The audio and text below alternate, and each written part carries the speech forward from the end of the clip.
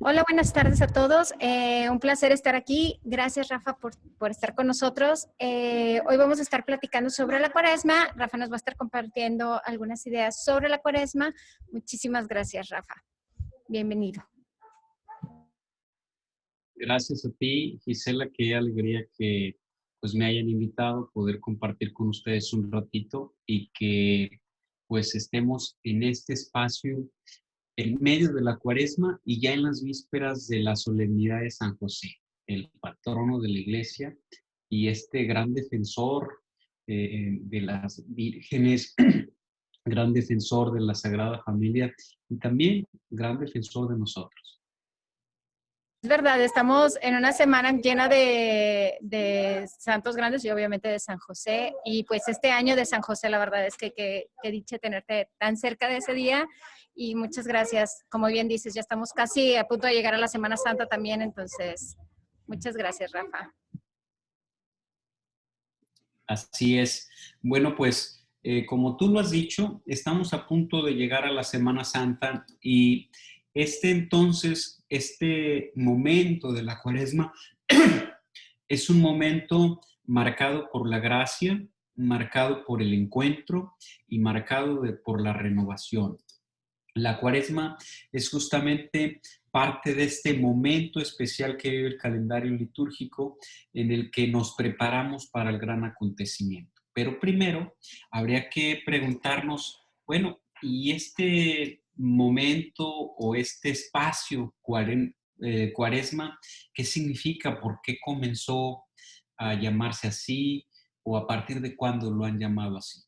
Así como lo conocemos nosotros, el Cuaresma es un espacio o una forma en la que se vive en la iglesia desde el siglo IV. En el siglo IV, pues se comenzó a vivir de esta manera este espacio de 40 días. 40 es un número simbólico. Sabemos que en español Cuaresma representa estos 40 días. En la Biblia es un número que significa algo y significa muchas cosas. ¿Qué significa el número 40 en la Biblia?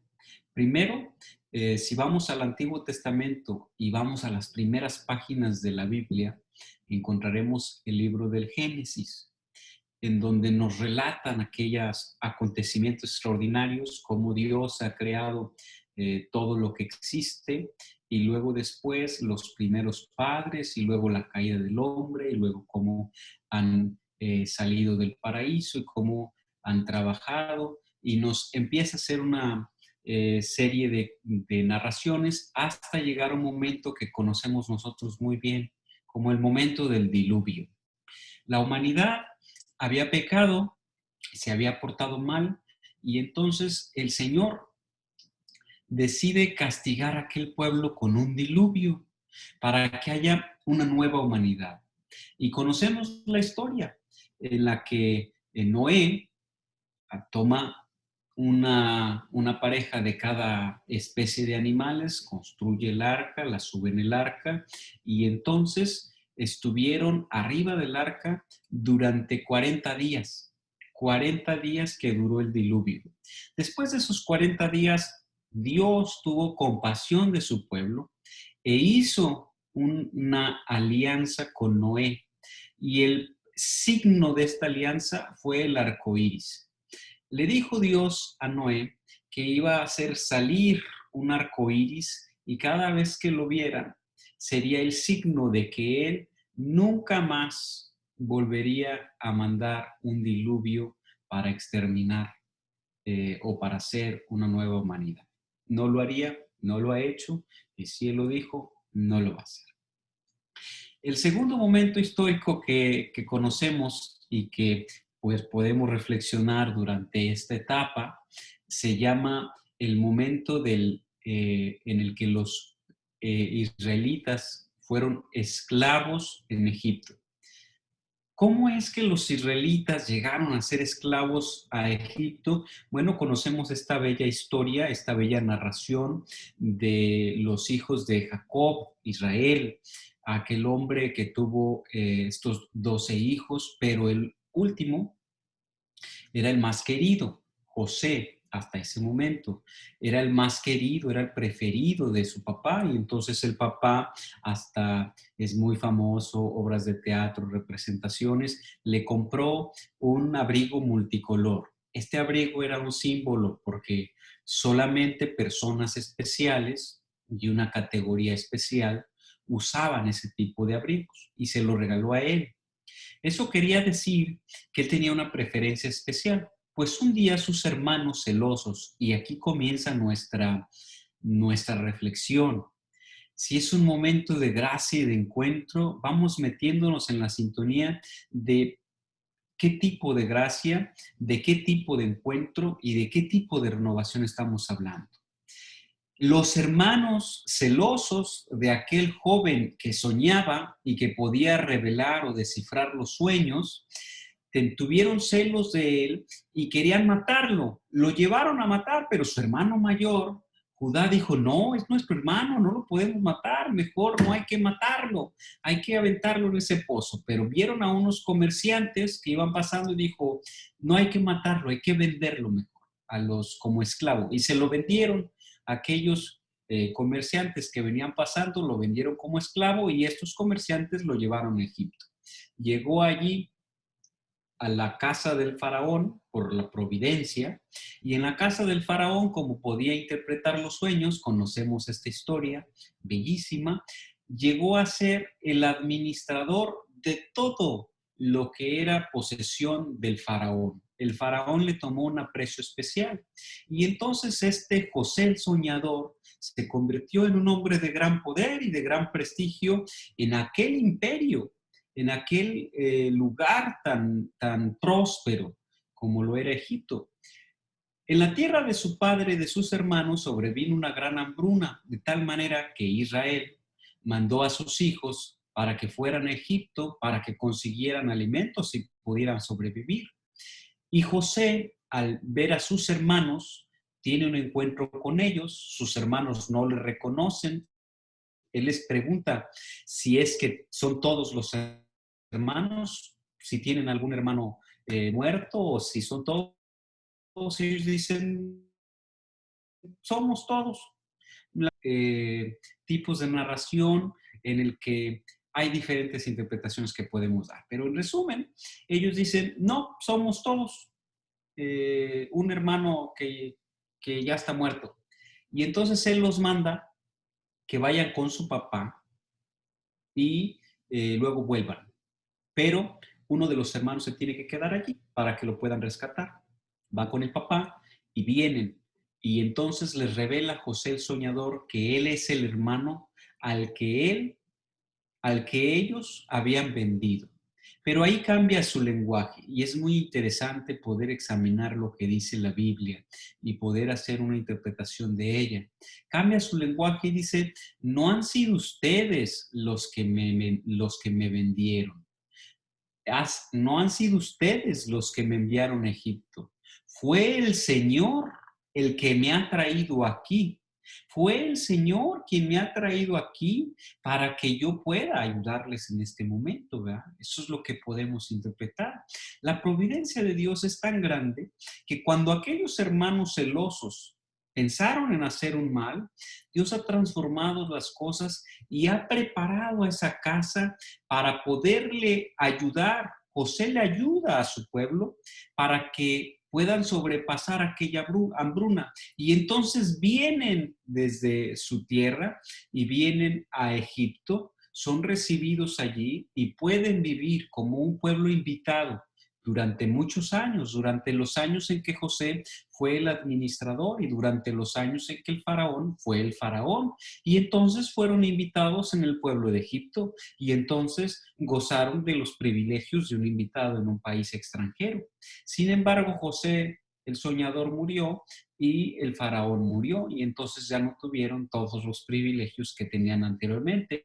Eran tan numerosos y crecían tan rápidamente el pueblo de Israel que se convirtió en una amenaza. Y al ser una amenaza, tuvieron que convertirlos en esclavos para que no tuvieran poder en contra de aquel faraón.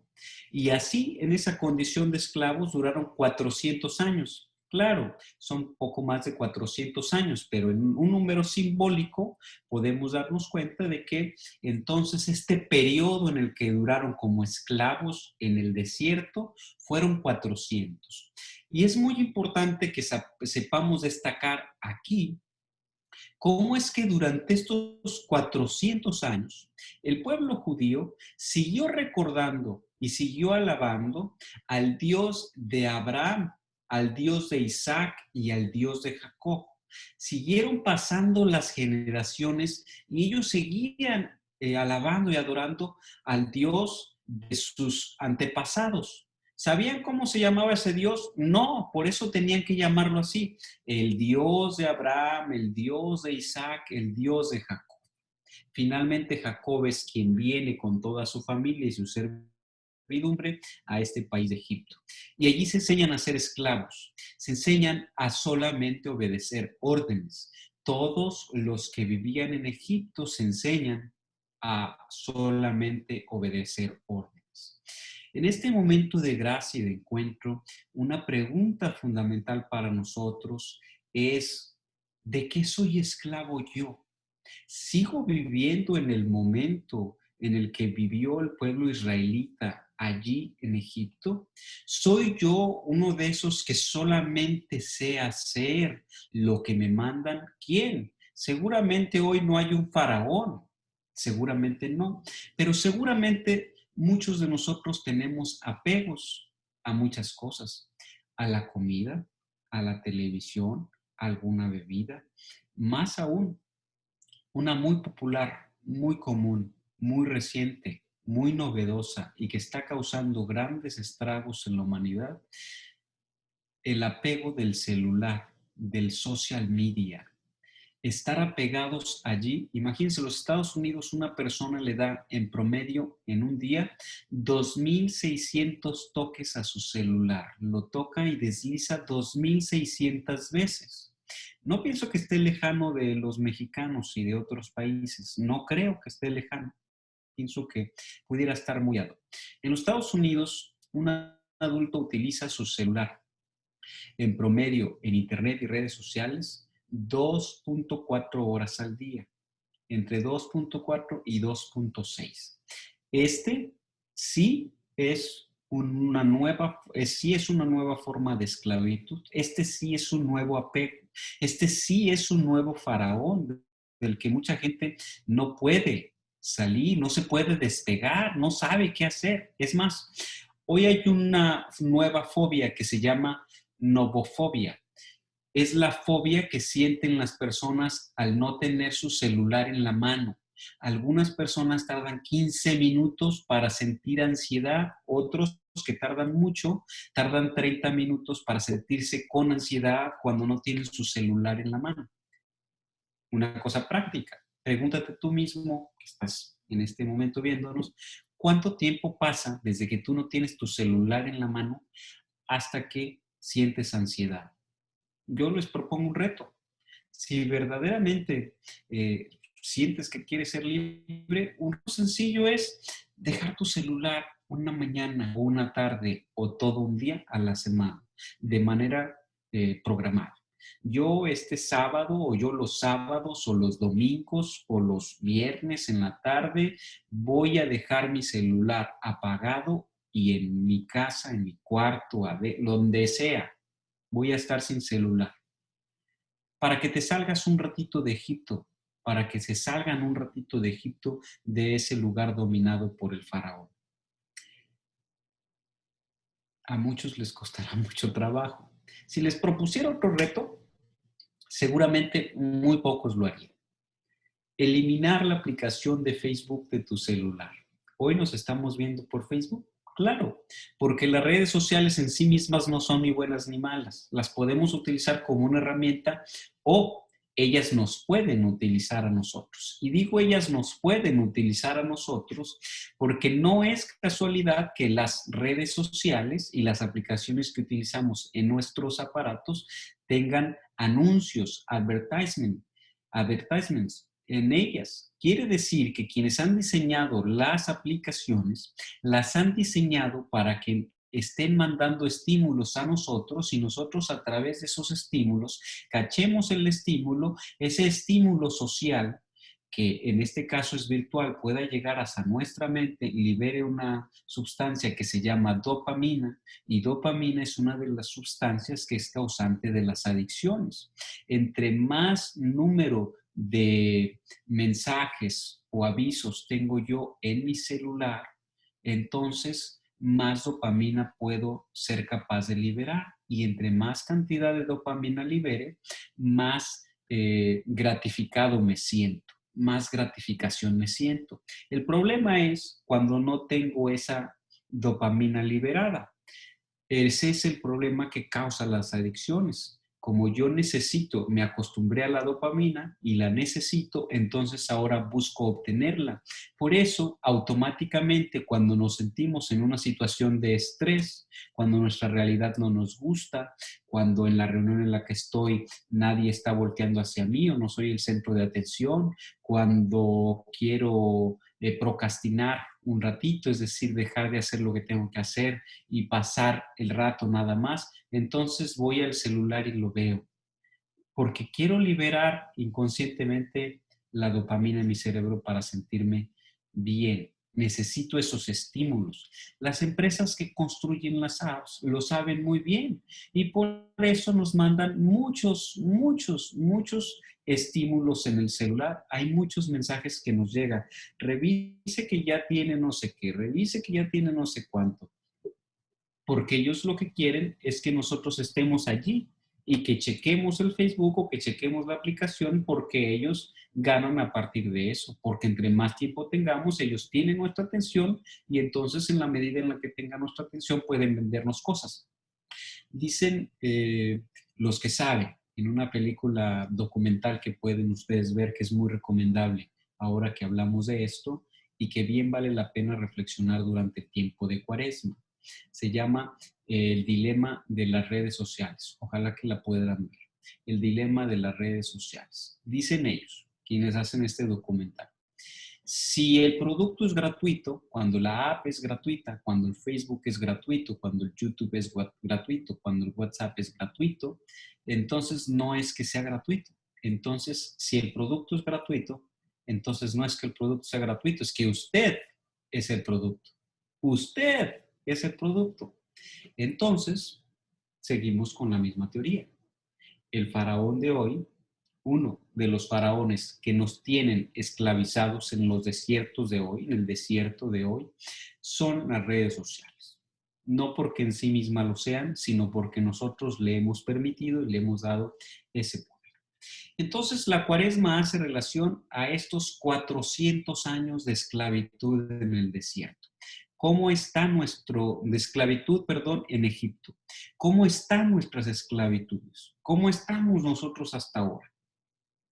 El siguiente paso del pueblo judío es que ha sido rescatado por Moisés. Moisés, un judío que había vivido en la casa del faraón, había aprendido artes de guerra, por supuesto una educación extraordinaria, finalmente hijo de una familia judía.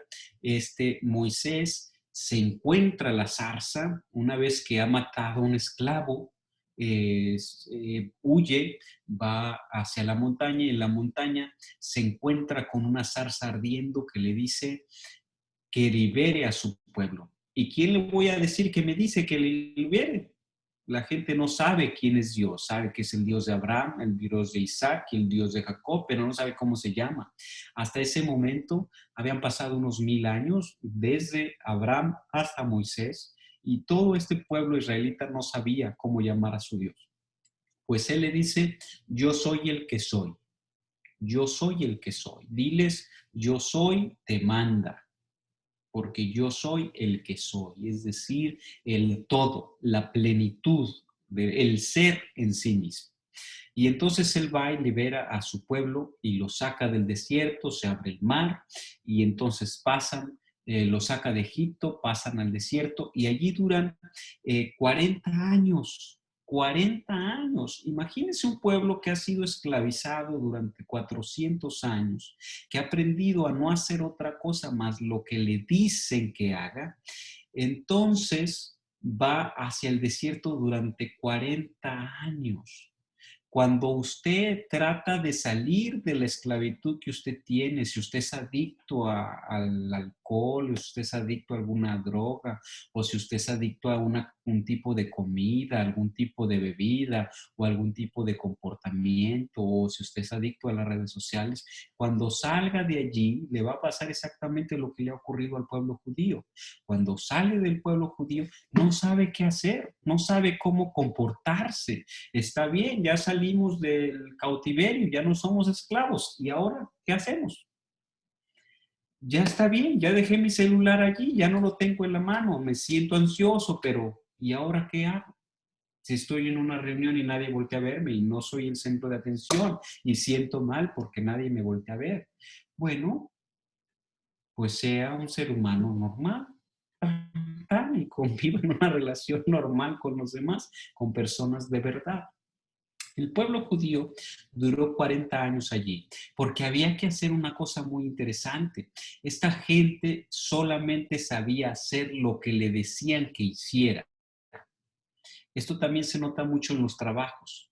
Hay personas que en un trabajo solamente quieren hacer, la mayoría de las veces, porque todos tenemos capacidad, a menos de que haya alguna cosa extraordinaria. Hay personas que solamente quieren hacer lo que les dicen allí que hagan y no se les ocurre hacer nada para mejorar las cosas, no tienen proactividad. Y pasa también en las escuelas. Muchos estudiantes solamente hacen lo que los maestros le dicen que haga y no se les ocurre hacer un poquito más. Cuando le va bien al maestro, leen las páginas que el maestro le da, hacen la tarea que el maestro les dice como el maestro le dice. Muy poquitos en la cultura, en nuestra cultura latinoamericana, muy pocos hacen un esfuerzo adicional para estudiar un poco más, para estudiar en avance de eso de esas materias que tienen y para investigar más allá de lo que el maestro les dice. Bueno, pues este pueblo judío tenía que hacerse un pueblo de libres, por lo tanto, tendría que pasar una generación. La generación que salió de Egipto era una generación que era una generación con una mentalidad de esclavos y durante 40 años esa generación se acabó, vino una nueva generación de gente libre. Entonces esta gente libre pudo llegar a la tierra prometida. Habría que preguntarte a ti, ¿has comenzado algún proceso de liberarte de alguna de tus esclavitudes? Si no lo has comenzado, este momento de gracia es especial para eso. Por eso es momento de gracia, por eso es un momento de preparación, para que tú puedas liberarte del lugar en donde hoy estás esclavizado. Una vez que pases a ese otro lugar, será el desierto. Sí, sentirás amargo. También los israelitas se quejaron con Moisés porque no había agua y el Señor les mandó agua. Y se quejaron con él. Aquí nos trajiste para esto, nos trajiste para que nos muriéramos todos. Y el Señor les mandó comida. La gracia te va a ayudar cuando salgas de esclavitud que tú tengas. La gracia te va a ayudar mientras estés en el desierto. Una vez que pases esos 40 años, una vez que pases esa etapa, ayudado de la gracia, vas a estar en un lugar libre.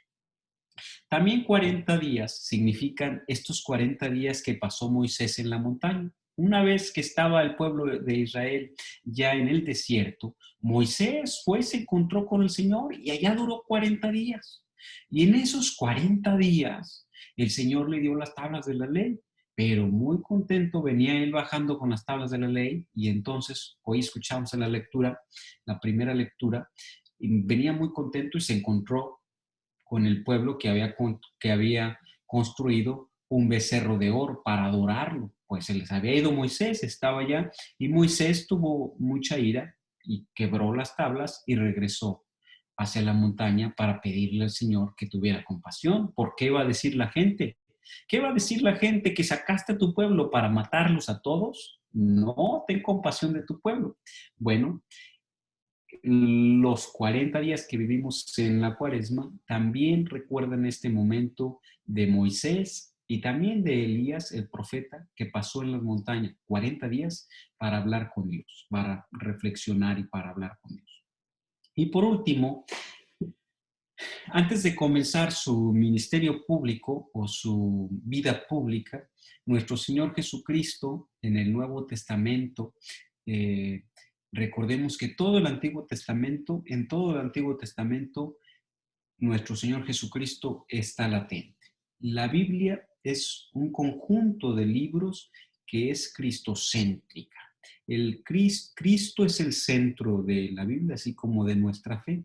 Entonces, todo es una preparación para esta revelación plena de Dios en Jesucristo. Jesucristo va al desierto a prepararse en ayuno y oración para que pueda comenzar su vida pública. Nos dicen las escrituras que allí nuestro Señor fue tentado por el diablo.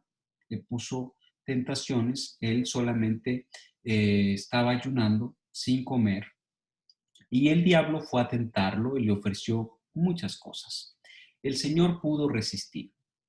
Cuando nosotros decidimos salir de alguna de nuestras esclavitudes, cuando hemos pasado un momento de gracia en el que sentimos grandes estragos porque sentimos la necesidad de aquello que dejamos de hacer o de aquello de lo que nos liberamos, pero nos ayudamos en la gracia, entonces nos hacemos un blanco perfecto para el demonio, que es un ser que existe, por supuesto. Nos hacemos un blanco perfecto para el demonio y para que nos tiente. El demonio nos trae tentaciones y entonces es allí cuando nuestra inteligencia espiritual nos tiene que ayudar.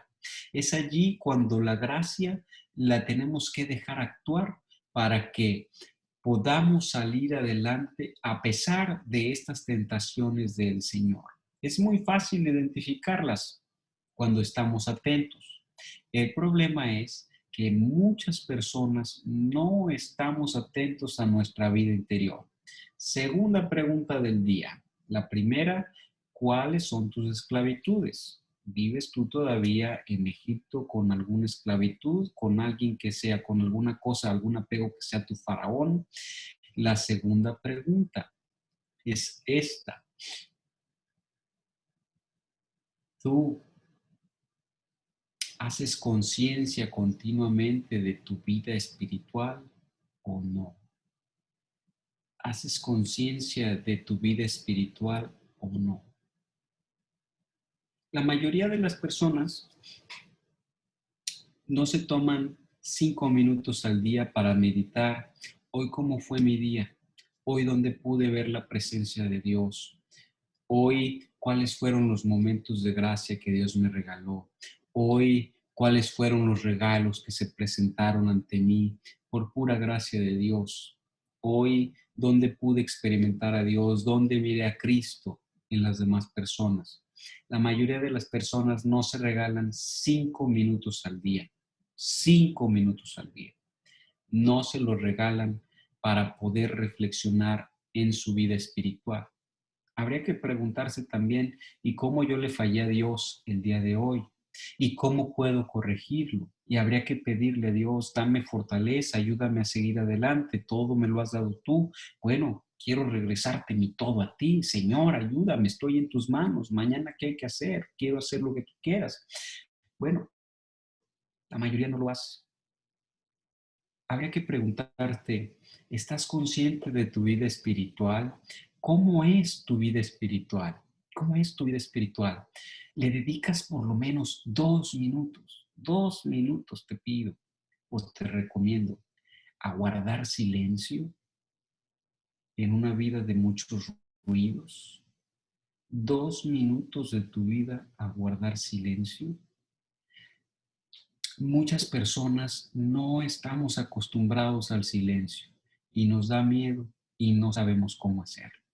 Muchos de nosotros pensamos que el ruido es solamente exterior, pero el mayor problema son nuestros ruidos interiores. El mayor problema es que muchos de nosotros no sabemos hacer silencio interior. Además, por supuesto, de estar en un lugar en el que no haya distracciones, en un lugar tranquilo, sereno, en el que pueda estar alejado de cosas que me distraigan, la televisión, el celular, las llamadas que toquen a mi puerta o lo que sea. El silencio interior va a ayudarme para que pueda escuchar a Dios. Por supuesto que no puedo escucharlo si tengo muchos ruidos en mi vida. Si usted se sube a su coche y le sube a todo lo que dé el volumen de del estéreo de su coche, le garantizo al 100% que no va a poder escuchar el motor de su vehículo cuando vaya caminando.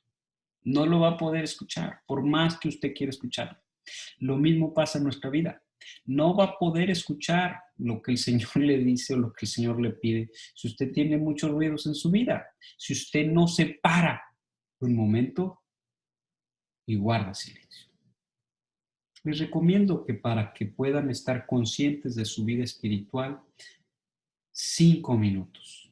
5 minutos para reconocer cómo ha sido el paso de Dios en mi vida el día de hoy, para agradecerle, para pedirle perdón, para planear cómo puede ser mi día mañana.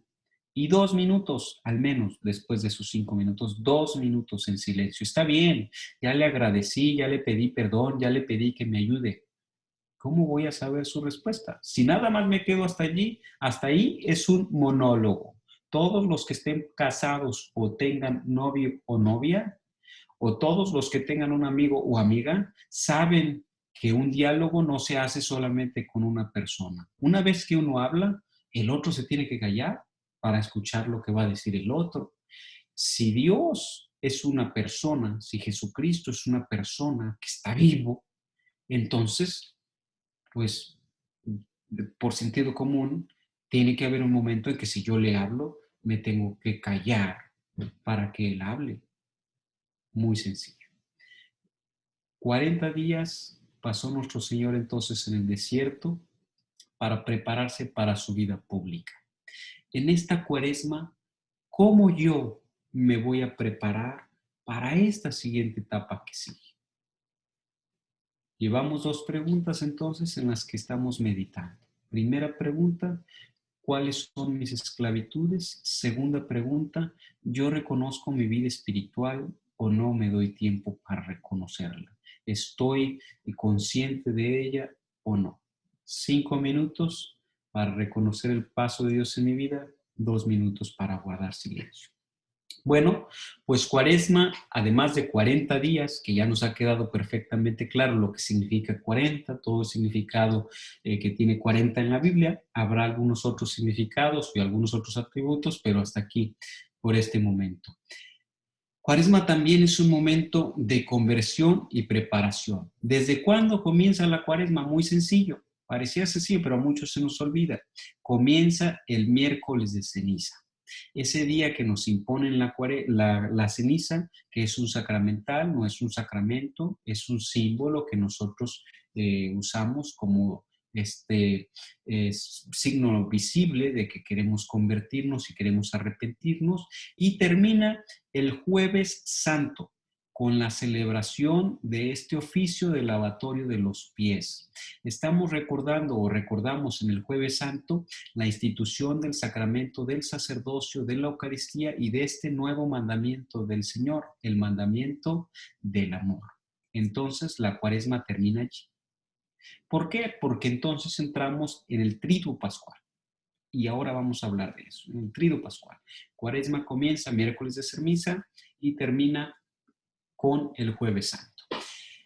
Es un momento de conversión. ¿Para qué me quiero convertir? Y la pregunta sería más importante, ¿para quién me voy a convertir? No para qué me quiero convertir, porque la respuesta es obvia, pues para ser mejor. Y para ser más concreto tendría que preguntarme en qué quiero ser mejor. Aquí la pregunta obligada sería, ¿para quién me quiero convertir? ¿Para mi familia? ¿Para Dios? ¿Para los demás? ¿Para quién me quiero convertir en la Cuaresma? Si no hay un para quién, el para qué rápido se va a olvidar. ¿Se han fijado que hay gente que se propone, en la cuaresma no voy a tomar Coca-Cola, perdón por la marca, no voy a tomar refrescos gaseosos, bebidas gaseosas? Y rápido se les presenta la menor oportunidad y se les olvida, porque no hubo un para quién. Yo voy a dejar de tomar esta bebida gaseosa para mi familia, para mis hijos, para mi esposa, para quien sea, porque al tomar esta bebida me estoy haciendo daño yo mismo y entonces voy a durarle menos años a estos seres que yo tanto amo. Voy a dejar de tomar esto o voy a dejar de hacer esto o voy a hacer esta otra cosa para esta persona.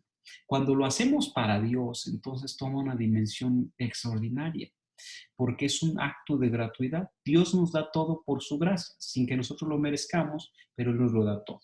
Eso significa gracia. No pide nada a cambio, no es un intercambio. ¿Para quién me voy a convertir? Tendría que preguntarme. Y es un momento de preparación. ¿Preparación para qué? Para el gran acontecimiento. Adelante vamos a hablar de eso.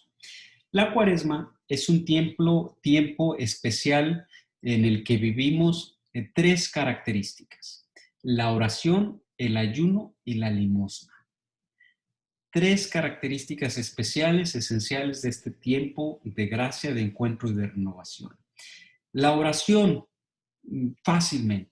¿Cuál es el mejor tipo de oración? Hay muchos tipos de oración: la oración vocal, la oración mental, la oración de reflexión, la oración de meditación, la oración de contemplación, la oración en la que nosotros pedimos algo, la oración de intercesión. ¿Cuál es el mejor tipo de oración con fórmulas hechas? ¿Cuál es el mejor? La oración de tu corazón. Porque la oración es un diálogo tuyo, personal, con Dios. ¿Cuál es el mejor tipo de oración? La oración que sale de tu corazón. Esa, si de tu corazón sale decir un Padre Nuestro, ese es el mejor tipo de oración. Si de tu corazón sale que te gustaría leer una fórmula que está en una oración que tú leíste, ese es el mejor tipo de oración. Nos recomienda el Evangelio, Jesús lo recomendó. Cuando oren, oren así. Él nos ha dado esta oración del Padre Nuestro y nos ha pedido que le hablemos a Dios como nuestro Padre, Abba, Papito, con esa confianza de pedirle lo que necesitamos. Pero además tenemos que tener claro que la oración es una relación personal. Cuando hacemos oración, estamos incrementando y nutriendo y fortaleciendo nuestra relación personal con Dios, con una persona. Y todas las relaciones personales que nosotros tenemos con nuestros amigos o nuestros seres queridos, si para nosotros es importante esa relación, necesitamos nutrir esa relación.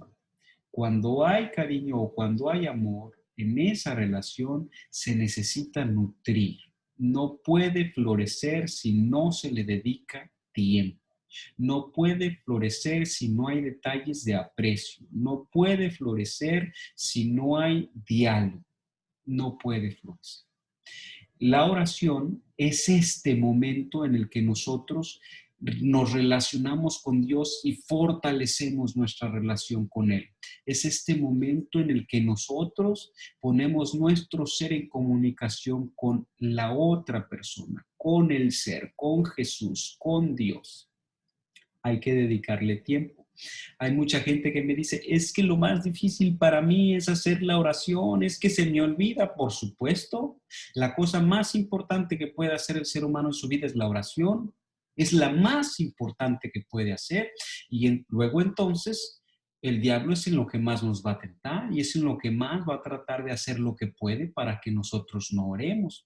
Había una enfermera que era muy trabajadora y un día le dijo a la Madre Teresa de Calcuta: Madre, tenemos mucho trabajo, hay muchos pacientes aquí en el hospital, no me alcanza y usted todavía nos pone a hacer una hora de oración aparte de las laudes y del oficio, y aparte de la misa nos pone a hacer una hora de oración personal. Madre, le quiero pedir un favor, ¿me podría recordar aportar media hora de oración para que alcance a atender a todos los enfermos. Es nuestra misión principal atenderlos. Y dijo la Madre Teresa de Calcuta, ¿no le alcanza el tiempo para atender a los enfermos? No. ¿Le gustaría poder atender más? Sí, mi hermana, sí, madre, por favor, ayúdeme. Es que déjeme 30 minutos nada más de oración, dijo la madre. Bueno, entonces para que usted atienda más mañana, a partir de mañana en vez de hacer 1 hora de oración va a hacer 2. Y verá, si usted lo practica, si usted lo pone en práctica, le va a surtir efecto. Si usted ora más, va a ser más productivo. Claro, no funciona. Los lenguajes de Dios y la manera en la que Dios trabaja es diferente a los conceptos humanos. Solamente lo estoy poniendo en un término humano. ¿Cómo le puedo hacer para hacer oración? Pues primero lo tienes que poner en tu corazón y luego en tu mente. ¿Quieres hacer oración? Ponlo en tu corazón primero. Y a mí me gusta usar las 3 P's de manera práctica. Planear, priorizar y permanecer. Planear, priorizar y permanecer. Las 3 P's para la oración. Planear, priorizar, permanecer. Si usted tiene en el corazón que quiere hacer oración, bueno, planee. ¿A qué horas voy a hacer oración? Oh, pues mi horario de trabajo es de estas horas a estas horas, entonces yo puedo hacerlo a las 3 de la tarde, tengo 5 minutos, 10 minutos, 20 minutos, ya lo planeé. Póngalo en su programa del día siguiente, en su programa de la semana, en su programa regular, planéelo. Priorizar. Sí, claro, si usted deja la oración al último de todos sus pendientes del día, seguramente cuando se acabe el día se le habrá olvidado. Pero si usted lo prioriza y dice, bueno, si lo más importante que puede hacer el ser humano es la oración, si está en mi corazón, si ya lo puse en mi programa, lo voy a poner primero.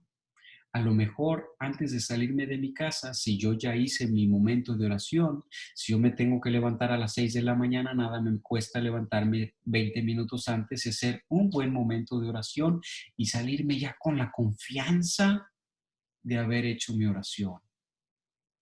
Puede funcionar. Y además, si yo hago oración por amor, porque yo digo que amo a Dios, que es todopoderoso, que me lo da todo y que lo amo con todo mi corazón, el que ama a otro quiere estar con esa persona primero. No entiendo que haya unos esposos que diga que ama el esposo al esposo, la esposa al esposo, que lo ama mucho y que no lo quiere ver en todo el día. No, los que se aman, lo primero que quieren ver es al esposo, a la esposa, o al hijo, a la hija, o a la mamá, o al papá. Hágalo usted también. Eso es priorizar. Póngalo primero. Y número 3, permanecer. Permanecer. Permanencia. Si ya lo hizo hoy, hágalo mañana. Si ya lo hizo mañana, hágalo pasado. El problema de muchos latinoamericanos es que no somos constantes, no permanecemos. Si usted se pusiera un reto de 90 días, estoy seguro que muchos no lo lograrían. Hay un dato muy práctico. Dice, en el mundo hay más de 7.000 millones de habitantes. El 5%, solamente el 5% alcanzan sus metas, las que sean, solo el 5%. El otro 95% no, el otro 95% no lo va a alcanzar en toda su vida, por una sola cosa, por una sola sencilla razón, porque no están dispuestos a pagar el precio del éxito, de lo que significa alcanzar ese éxito, porque no se quieren levantar temprano, porque no se quieren desvelar, porque no quieren leer, porque no quieren ejercitarse, porque no quieren dejar de comer esa comida que les gusta, porque no quieren dejar de comer esos dulces que les gustan, esa bebida que les gusta, porque no quieren dejar de hacer todas esas cosas que lo mantienen en su estado de confort. El 5% de las personas alcanzan el éxito porque están dispuestos a pagar el precio. Y el precio se paga en la mayoría de los casos siendo persistente. Siendo persistente, usted ya va logrando lo que quiere. Hay que permanecer. Y la oración vale la pena permanecer. Entonces, oración, profundizar en nuestra relación con Dios, puede ser del corazón, es la mejor oración, y le di las 3 P's para que usted pueda orar de manera más organizada, digámoslo así. Ayuno es un momento de gracia también, y es un momento de ayuno en el que nosotros nos donamos a Dios, así como lo hizo Jesucristo, ayunó en el desierto, nosotros también ayunamos.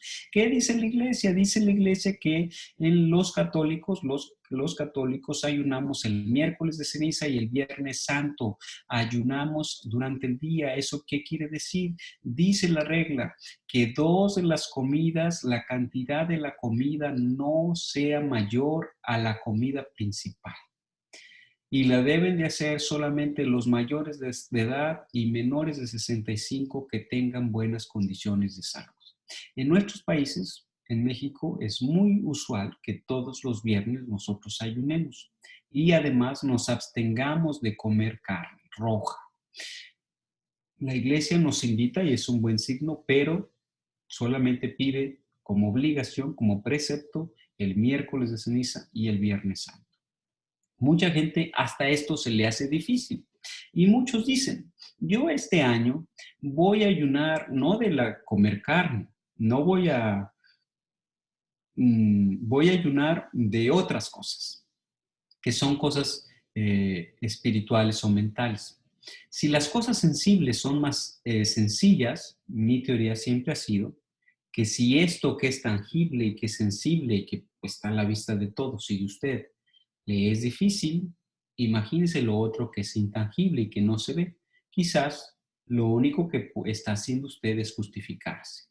Si no es justificación y usted realmente, así como nos invita el Papa, usted realmente quiere ayunar de criticar a los demás y lo ayuna y lo hace, bendito sea Dios. Ese es un extraordinario ayuno, dejar de criticar y de juzgar a los demás. Que los juzgue Dios. Dios es el que juzga, nosotros no somos nadie para juzgar a los demás. Y finalmente la limosna. La limosna es darnos a nosotros mismos. El Evangelio nos narra aquella viuda que solamente dio esas pequeñas moneditas que tenía, era todo lo que tenía y lo dio. A mí me gusta decir que la limosna es esta obra de caridad que hacemos de manera especial durante la Cuaresma por los más necesitados, pero en el que nos donamos, pero además que requiere que nosotros nos involucremos, requiere involucrarse con los más necesitados. Me gusta esta parábola del buen samaritano, que miró a un hombre tirado, medio muerto en la calle, en su camino, y el hombre, nos dice el Evangelio, se paró, iba en su camino y se paró, le lavó las heridas, lo puso en su burro, lo llevó hacia una casa donde lo podían atender, lo atendió, pagó la cuenta y además se comprometió a pagar lo que faltaba si hacía falta algo. Esto es involucrarse con los más necesitados. En una cultura moderna hubiera sido muy fácil para este buen samaritano, hoy deja saco mi cartera a ver cuánto tengo y ahí se lo dejo a él y cuando alguien pase pues que lo ayude. Así pensamos nosotros que es la limosna, dar los pesillos o el dinero que traigamos, dárselo ahí y dejárselo ahí irnos. No, la limosna quiere decir involucrarnos con los más necesitados y seguramente pudiera ser que los más necesitados están en tu casa o a la vuelta de tu casa. Es un tiempo especial para la limosna. ¿Para qué es una preparación? Es una preparación para la gran Pascua del Señor, para el gran acontecimiento. Nos preparamos durante 40 días como se preparó Jesucristo durante 40 días en el desierto. ¿Para qué? Para este gran acontecimiento. Claro, era un gran acontecimiento para la humanidad que Jesucristo se revelara y anunciara que ya estaba el reino de Dios, no estaba por venir el reino de Dios, allí estaba presente con él, ya estaba allí. Bueno, Jesucristo ya ha muerto por nosotros, ya ha resucitado y ahora ya está el reino entre nosotros, aquí está en medio de nosotros. Bueno, el gran acontecimiento para el cual necesitamos prepararnos es el vivir con intensidad, con fuerza, con todo mi ser, la pasión, la muerte y la resurrección de nuestro Señor Jesucristo. Este es el gran acontecimiento para el cual nos necesitamos preparar. Y hay mucha gente que dirá, bueno, pues yo ni sabía que se celebraba eso durante la Semana Santa. Siempre que llega la Semana Santa, me voy de vacaciones, entonces me voy a la playa o me voy a algún lugar, ni siquiera me había dado cuenta. Bueno, Pues los cristianos nos preparamos durante 40 días para este gran acontecimiento, para la Pascua del Señor. Jesucristo ha padecido, muerto y resucitado para nosotros, por nosotros. Y no es menor que nos preparemos para ello, y no es menor que Jesucristo ha resucitado. Con la resurrección de Cristo todo ha sido renovado, todo ha sido transformado. Ahora podemos gozar eternamente de la presencia del Señor. Ahora podemos verlo frente a frente por la eternidad. Ahora nuestra relación con Dios ha sido restaurada. Ahora podemos gozar de la comunidad de los santos. Ahora estamos a través de la iglesia incorporados en el cuerpo de Cristo. Esto es extraordinario y merece la pena que nos preparemos. Así es que yo les hago una invitación muy grande para que pues nos preparemos y vayamos al encuentro del Señor a celebrar esta Semana Santa con mucha intensidad. Ya sabemos entonces que este es un momento de gracia y de encuentro. El Papa nos pide durante esta Cuaresma especial 2021 que seamos testigos de la fe en Cristo, testigos de la verdad, que acojamos con verdad a Dios en nuestros hermanos y en nuestras hermanas, que nos dejemos alcanzar por la palabra de Dios y que nos demos tiempo para crecer y para dejar a Dios morar en nosotros. El Papa también pide que tengamos esperanza, que seamos como esa agua viva que nos permite continuar nuestro camino, que digamos palabras de aliento, que reconforten, que fortalezcan y que consuelan y que estimulen a los más necesitados. Hoy esta situación de crisis, de pandemia, nos tiene a muchos con muchas necesidades. La gente necesita ver a Dios en cada uno de nosotros. Y finalmente el Papa nos pide durante este 2021 a tener caridad, que vayamos nosotros tras las huellas de Cristo, que tengamos atención y compasión por cada persona, que a través de la caridad, que es la expresión más alta de nuestra fe y de nuestra esperanza, nosotros podamos mostrar esta ternura y podamos compadecernos hasta las entrañas cuando vemos alguna necesidad. Por lo pronto hoy hay muchas personas que viven en sufrimiento y necesidad con esta situación del coronavirus. Finalmente, este momento de la Cuaresma es un momento de encuentro. ¿Con quién? Lo he dicho muchas veces durante esta plática. Es un momento de encuentro con una persona, que es el secreto que la humanidad ha buscado por toda su historia. Con una persona que es quien lo transforma todo.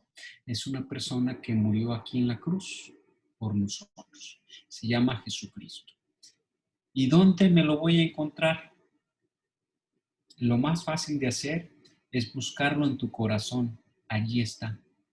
Mucha gente lo anda buscando afuera, pues no se lo va a encontrar si lo trae adentro. Hay que buscarlo en nuestro corazón, hay que encontrarlo y hay que transformarnos. Es un momento de renovación. El que se encuentra con Jesucristo no puede seguir igual, no se puede quedar tranquilo. No, el que se encuentra con Jesucristo se transforma. El que se encuentra con Jesucristo está renovado. El que se encuentra con Jesucristo quiere ir a anunciar que todo es nuevo, que todo es diferente. Si tú eres una persona que no tienes paz, que te sientes intranquilo, que sientes que tienes muchos problemas, muchas dificultades, que los demás no te tratan como tú quisieras, si sientes que esas preocupaciones económicas, esos estragos que hay en la sociedad, las noticias y todas estas cosas negativas que pasan a nuestro alrededor, si tú eres una de esas personas, quizás lo que te falta reconocer a ti es que te falta Cristo. Una persona que se ha encontrado con Cristo se le nota en la cara, se le nota en la cara, porque es una persona llena de gozo, una persona renovada. Si tú te sientes fatigado, cansado, en crisis, ve a tener un encuentro con Cristo. Allí está en tu corazón, es fácil. Y si puedes, aún más, ve frente al Santísimo, ponte de rodillas y ten un encuentro personal con Él. Es muy sencillo. Si lo que te falta a ti, porque no encuentras la paz, es el sacramento de la reconciliación. Ve, quizás eso es lo que te tiene tranquilo. Este es un momento de gracia en el que el Señor te recuerda a ti y a mí, a todos nos recuerda que Él nos ha amado primero, que Él ha salido a nuestro encuentro y no nos pide nada a cambio. No nos pide nada a cambio. Nosotros queremos transformarnos y queremos renovarnos para corresponder a ese amor extraordinario, a ese amor incondicional, a ese amor gratuito por nosotros. Nosotros queremos transformarnos porque no hay un esposo o una esposa que cuando sabe que su esposa o que su esposo o que su hijo o que su hija lo aman intensamente con todo lo que son y hacen todo lo que pueden por amarlo, el que es amado es el que necesita a veces, dice, yo la estoy regando. Estoy no correspondiendo a ese amor. Necesito transformarme. Eso mismo es lo que pasa con los cristianos. Yo te invito a que vayas, aproveches este momento de gracia y le correspondas al amor de Dios. Y a que en este momento tengas un encuentro con Cristo que te renueve, que te transforme y que te haga ser nuevo para que vivas en plenitud este gran acontecimiento de la resurrección de Cristo. Pues sería todo lo que yo tendría que decir el día de hoy. La verdad, Gracias. muchas gracias, Rafa. La verdad es que, o sea, tocaste ciertos puntos que a mí me hicieron pensar mucho. Bueno, yo espero que toda la gente que nos esté viendo, de hecho, tenemos un comentario de Sonia que dice, Sonia Mesa, muy interesante, explicada de una manera muy sencilla y enriquecedora. Muchas gracias. A mí algo que se me hace muy interesante de lo que estás platicando, Rafa, o sea, algo que me hizo así como que demasiado clic, es el hecho de que, como dices, los israelitas estaban como esclavos y tenían una mentalidad de esclavos. Y a veces durante la Semana Santa cantamos la canción de Cristo rompe las cadenas, pero a veces no nos damos cuenta que tenemos nuestras propias cadenas y no nos damos cuenta que tenemos esa mentalidad de esclavos. Y si no tenemos la mentalidad de esclavos, no podemos darnos cuenta de, como dices tú, salir al encuentro del amado, de quien realmente nos ama, del que realmente nos está esperando, y pues mucho menos, o sea, si no nos damos cuenta, pues no vamos a salir. Y como dices tú, o sea, puede pasar la cuaresma, puede pasar años completos y nosotros seguimos en el mismo estado de letargo, de que esperando a ver qué nos dicen, o sea, con esa mentalidad de esclavos. Y a mí o sea, la verdad es que ahorita yo estaba casi con la lágrima, porque es verdad, o sea, es imposible encontrarte con Cristo y seguir siendo el mismo. O sea, lo dicen muchas canciones, pero es muy difícil y realmente esperamos que tu plática, así como llegó a mi corazón y llegó a otros corazones en este momento, llegue a más corazones y realmente no es tarde. O sea, la cuaresma está a punto de terminar, estamos a una semana y media o 2 semanas justo, porque hoy es jueves, a 2 semanas de Jueves Santo, pero pues nunca es tarde para encontrarnos con el Señor, para hacer darnos la oportunidad de transformarnos y, como dices tú, priorizar. O sea, las 3P que nos dijiste, o sea, creo que es muy importante que pongamos eso en nuestra mente y que realmente nuestro Señor nos ayude, porque pues ahora sí que solo, a veces queremos salir como Sansón así fuertes, pero pues a veces somos tan débiles, pero como a David, que salió con nuestro Señor en el corazón y pudo contra el gigante, que es este mundo de ruido que dices tú, precisamente. Pues muchas gracias, Rafa. En verdad que te agradecemos bastante. Muchas gracias a todos los que nos vieron. Recuerden que la semana que entra vamos a estar en ejercicios espirituales. Vamos a tener también misiones desde casa durante la Semana Santa. Y en verdad, muchísimas gracias, Rafa. Siempre nos encanta tenerte con nosotros. Y pues nada, hasta luego entonces. No, gracias a usted. Bendiciones y que Dios dé frutos abundantes a su labor. Muchísimas gracias, Rafa. Nos vemos. Gracias a todos. Gracias, Dios les bendiga. Gracias.